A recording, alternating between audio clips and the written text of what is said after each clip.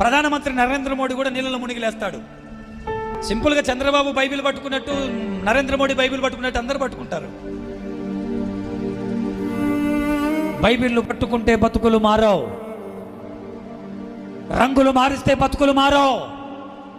మనస్సు మారాలి, బుద్ధి మారాలి, నీ విధి విధానం మారాలి, నీ హృదయంలో ఉన్న తలంపులు మారాలి, నీ చేసే జీవితాన్ని, నీ యవ్వన జీవితాన్ని నా యేసయ్యకు త్యాగం చేసి ఇవ్వాలి.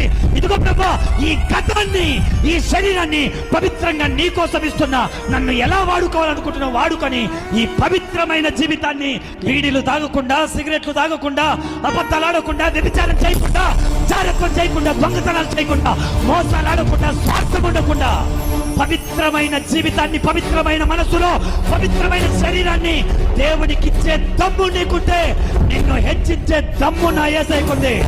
బాప్తిసం తీసుకుంటే పరలోక